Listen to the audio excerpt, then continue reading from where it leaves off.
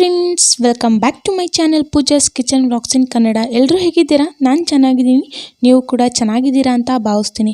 Friends, ಇವತ್ತಿನ ವಿಡಿಯೋದ ವಿಶೇಷತೆ ಏನಪ್ಪ ಅಂದರೆ ನವರಾತ್ರಿ 2024ರ ಘಟಸ್ಥಾಪನೆಗೆ ಶುಭ ಮುಹೂರ್ತ. ಘಟಸ್ಥಾಪನೆಯ ವಿಧಾನವನ್ನು ತಿಳಿಸ್ಕೊಡ್ತಾ ಇದ್ದೀನಿ. ಅದಕ್ಕೂ ಮುಂಚೆ ಯಾರೆಲ್ಲ ನನ್ನ ಚಾನಲ್ನ ಸಬ್ಸ್ಕ್ರೈಬ್ ಮಾಡ್ಕೊಂಡೇ ನೋಡ್ತಾ ಇದ್ದೀರಿ, ದಯವಿಟ್ಟು ನನ್ನ ಪುಟ್ಟ ಚಾನಲ್ನ ಸಬ್ಸ್ಕ್ರೈಬ್ ಮಾಡಿಕೊಂಡು ಸಪೋರ್ಟ್ ಮಾಡಿ. ಹಾಗೆಯೇ ವಿಡಿಯೋ ಪೂರ್ತಿಯಾಗಿ ನೋಡಿ. ವಿಡಿಯೋ ಇಷ್ಟ ಆದರೆ ಒಂದು ಲೈಕ್ ಕೊಡಿ. ನಿಮ್ಮ ಅನಿಸಿಕೆ ಅಭಿಪ್ರಾಯಗಳನ್ನು ಕಮೆಂಟ್ ಮೂಲಕ ತಿಳಿಸೋದನ್ನ ಮಾತ್ರ ಮರಿಬೇಡಿ. ಹಾಗಾದರೆ ಬನ್ನಿ, ನವರಾತ್ರಿಯ 2024ರ ಘಟಸ್ಥಾಪನೆ ಶುಭ ಮುಹೂರ್ತ ಹಾಗೂ ಘಟಸ್ಥಾಪನೆಯ ವಿಧಾನವನ್ನು ನೋಡ್ಕೊಂಬರೋಣ.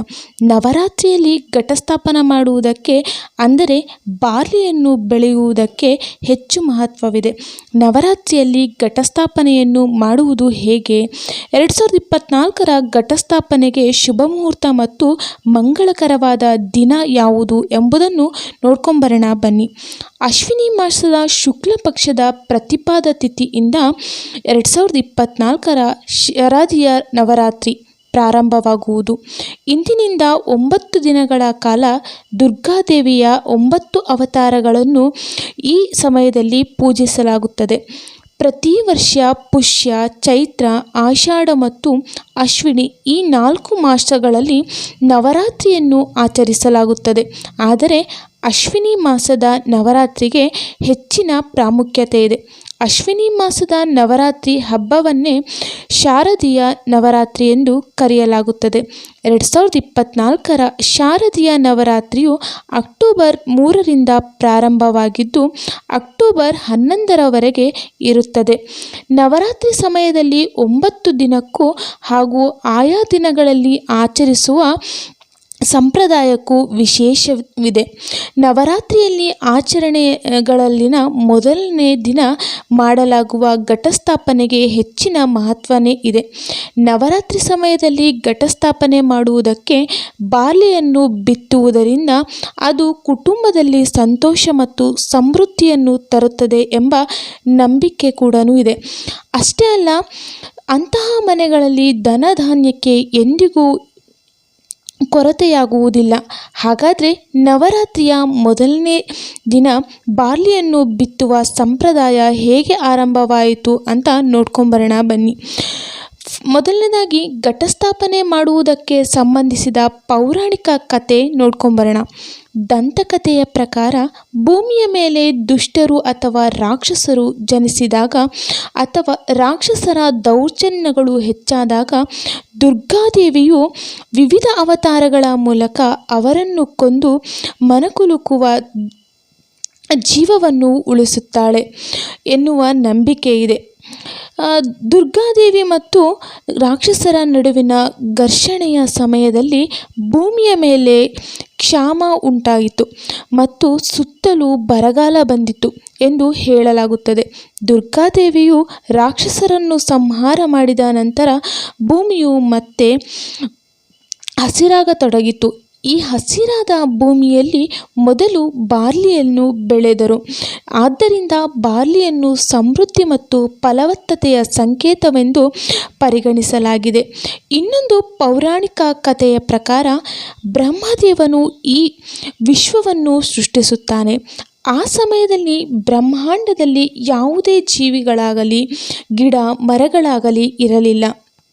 ಹಾಗಾಗಿ ಬ್ರಹ್ಮದೇವನು ಬ್ರಹ್ಮಾಂಡವನ್ನು ಹಸಿರುಗೊಳಿಸುವುದಕ್ಕಾಗಿ ಮೊದಲು ಬಾರ್ಲಿಯನ್ನು ಬೆಳೆದನು. ಇದು ಬ್ರಹ್ಮಾಂಡದ ಮೊದಲ ಬೆಳೆಯಾಗಿದೆ. ನವರಾತ್ರಿಯ ಮೊದಲನೇ ದಿನ ಘಟಸ್ಥಾಪನೆಯ ಸಮಯದಲ್ಲಿ ಬಾರ್ಲಿಯನ್ನು ಮೊದಲು ಪೂಜಿಸಲಾಗುತ್ತದೆ ಮತ್ತು ಕಳಶದಲ್ಲಿ ಬಾರ್ಲಿಯನ್ನು ಪ್ರತಿಷ್ಠಾಪಿಸಲಾಗಿದೆ ಎಂದು ಹೇಳಲಾಗಿದೆ.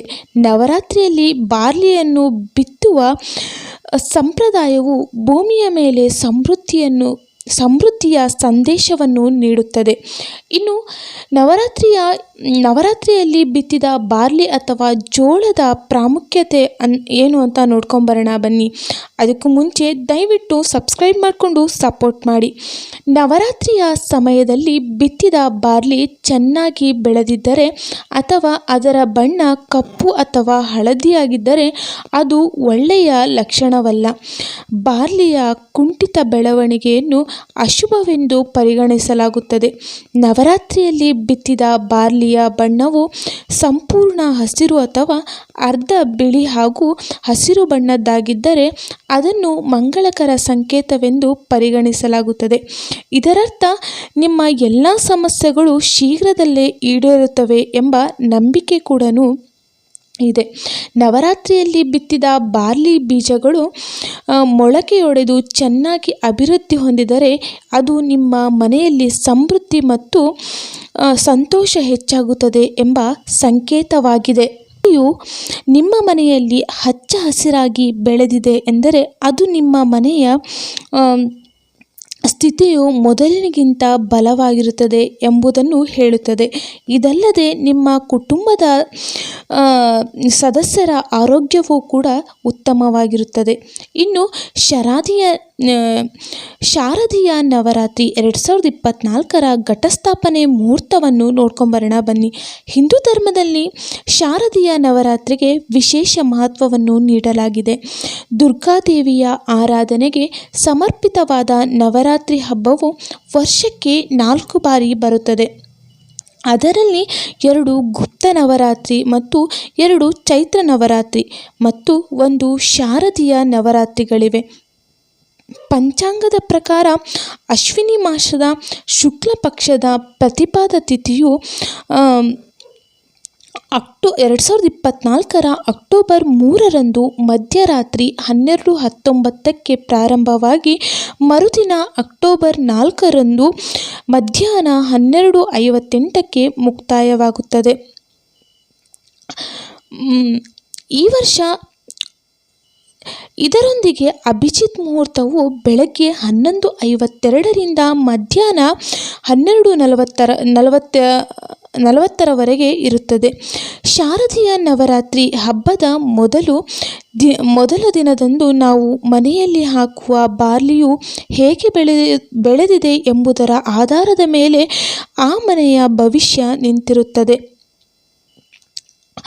ಆ ಮನೆಯ ಬಾರ್ಲಿ ಹಚ್ಚ ಹಸಿರಿನಿಂದಾಗಿ ಸೊಂಪಾಗಿ ಬೆಳೆದಿದ್ದರೆ ಆ ಮನೆಯಲ್ಲಿ ಸಂಪತ್ತು ಸಮೃದ್ಧಿಯು ಅಭಿವೃದ್ಧಿಯಾಗಲಿದೆ ಎಂಬ ಅರ್ಥ ಕೂಡ ಇದೆ. ನೋಡಿದಲ್ಲ ಫ್ರೆಂಡ್ಸ್, ನವರಾತ್ರಿಯ ಮೊದಲನೇ ದಿನ ನಾವು ಬಾರ್ಲಿಯನ್ನು ಹೇಗೆ ಬೆಳೆಸಬೇಕು, ಏಕೆ ಬೆಳೆಸ್ತಾರೆ ಅಂತ ನೋಡ್ಕೊಂಬಂದ್ವಿ. ಹಾಗೆಯೇ ಘಟಸ್ಥಾಪನೆಯ ಶುಭ ಮುಹೂರ್ತ, ಘಟಸ್ಥಾಪನೆಯ ವಿಧಾನವನ್ನು ಕೂಡ ನಾನು ತಿಳಿಸ್ಕೊಟ್ಟಿದ್ದೀನಿ. ವಿಡಿಯೋ ಇಷ್ಟ ಆದರೆ ದಯವಿಟ್ಟು ಒಂದು ಲೈಕ್ನ ಕೊಡಿ. ನಿಮ್ಮ ಅನಿಸಿಕೆ ಅಭಿಪ್ರಾಯಗಳನ್ನು ಕಮೆಂಟ್ ಮೂಲಕ ತಿಳಿಸೋದನ್ನ ಮಾತ್ರ ಮರಿಬೇಡಿ. ನಾಳೆ ಮತ್ತೊಂದು ಹೊಸ ವಿಡಿಯೋ ಜೊತೆ ನಿಮ್ಮ ಮುಂದೆ ಬರ್ತೀನಿ. Thanks for watching.